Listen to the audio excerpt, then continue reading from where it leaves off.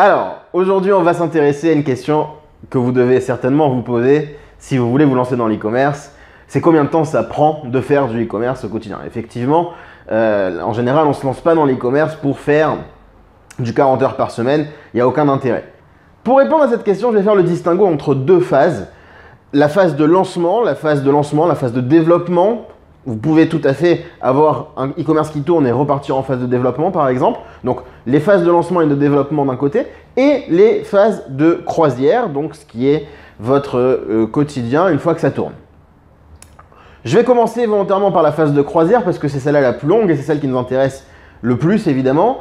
Il faut comprendre un concept très simple, temps égale argent. C'est valable dans la vie. Vous savez, on vous l'a toujours dit, le temps c'est de l'argent. Et bien c'est pareil ici, le temps c'est de l'argent. Plus vous mettez de temps, plus vous gagnerez d'argent.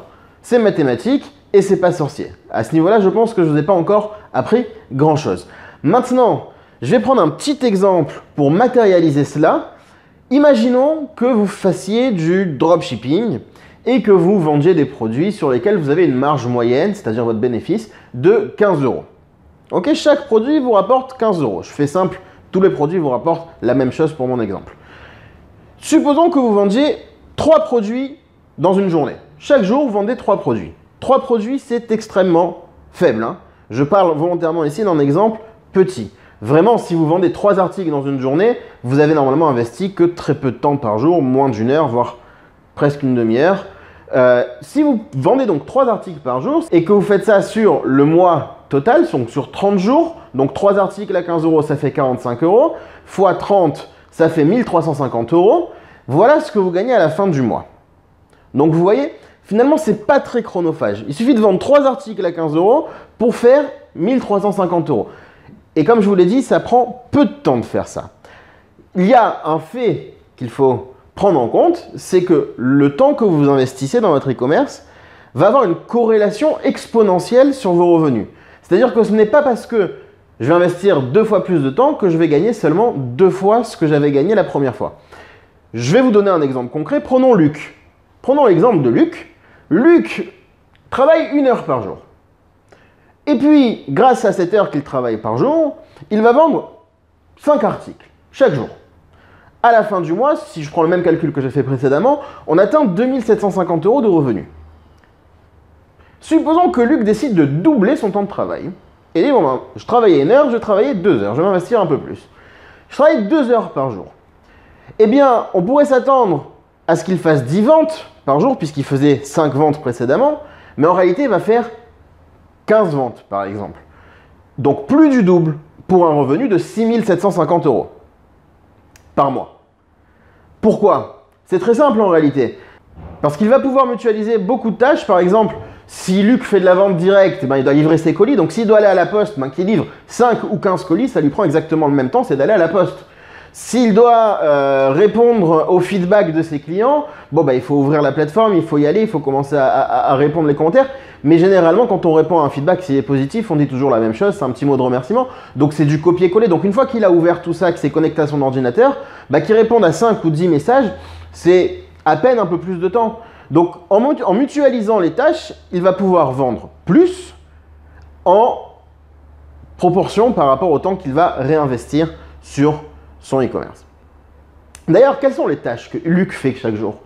On va s'intéresser un petit peu pour que vous compreniez à quoi ressemble le quotidien du e-vendeur pour pouvoir comprendre comment organiser son temps. Luc va développer quotidiennement son référencement, ses annonces, il va les rédiger, il va rédiger ses contenus, il va optimiser, il va modifier les anciennes annonces qui étaient en ligne. Il va avoir évidemment une gestion de la relation client, des clients qui envoient des messages pour poser des questions sur les produits, qui appellent peut-être. Il va évidemment, s'il fait de la vente directe, s'il ne fait pas de dropshipping, gérer les envois de colis. Donc il va empaqueter et il va faire les envois. Il va aussi gérer les retours parce que parfois les clients ne sont pas contents de la marchandise et vont la renvoyer. Ce sont des sujets qu'on aborde évidemment dans la formation. Et il va s'occuper de tout ce qui est relation fournisseur. À côté de ça, il y a toujours un peu d'imprévu. On prend à peu près 20% d'imprévu, en plus de ses tâches habituelles. Donc voilà à peu près tout ce qu'il fait. Évidemment, il peut s'affranchir de certaines tâches s'il utilise telle ou telle méthode, comme par exemple s'il fait du dropshipping, il n'aura pas besoin de s'occuper des colis. C'est juste pour l'exemple. L'avantage principal, donc quand on fait du e-commerce, c'est que cette gestion du temps est très flexible. Je peux parfaitement me lever le matin et me dire, bon ben, avec mon café, je réponds à mes annonces, et puis après, je sors accompagner mes gosses à l'école pendant 1 heure, je reviens un petit peu plus tard, je prends 10 minutes, je vérifie mes commandes, etc., etc. Donc, la flexibilité du temps qu'on investit, c'est un des avantages clés du e-commerce. Donc, si je résume, Luc peut travailler 1 heure par jour. Luc peut aussi cumuler une autre occupation ou un autre emploi. Regardez-moi par exemple, je travaille dans le e-commerce et en parallèle, je fais aussi des formations. Il n'y a aucun problème à ça, vous pouvez tout à fait donc investir peu de temps et tirer quand même un revenu. Et le revenu sera beaucoup plus intéressant à partir du moment où vous investissez un peu plus de temps. Alors je vous avais parlé en début de vidéo de la phase de lancement, de la phase de développement. Alors évidemment, c'est un petit peu différente de la phase de croisière qu'on vient de voir. Parce que lorsqu'on lance un nouveau produit, lorsqu'on lance une nouvelle activité, forcément on va devoir apprendre, on va devoir essayer des choses, rectifier, recommencer. Et à ce niveau-là, ça demande un petit peu plus d'investissement. Évidemment que vous gagnerez beaucoup de temps si vous êtes entouré par des professionnels qui, eux, connaissent déjà les erreurs que vous pouvez faire. J'ai connu des gens qui ont essayé pendant des années, 2 ans, 3 ans, et de faire du e-commerce tout seul, et qui n'ont pas réussi parce qu'ils tâtonnaient à chaque fois qu'ils avançaient. Lorsqu'ils ont pris une formation, ça a raccourci le chemin de beaucoup, parce que tout a déjà été préparé pour eux. Alors moi, j'ai un conseil à vous donner, avant de vous quitter. Si vous voulez vous lancer dans l'e-commerce, si vous voulez vous lancer dans la vente en ligne, mon conseil, il est très très simple. Allez-y progressivement. On n'a pas besoin d'investir beaucoup de temps pour atteindre des résultats satisfaisants. Donc, commencez avec une petite heure par jour. Faites votre petit bout de chemin. Voyez ce que ça rapporte, ce qui rentre. Et puis, optimisez ça.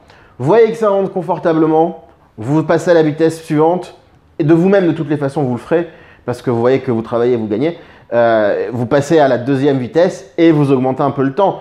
Donc, si vous avez déjà une activité aujourd'hui, vous pouvez parfaitement commencer comme une activité annexe que vous pouvez faire en plus le soir, en rentrant du travail ou pendant les pauses ou le matin, etc.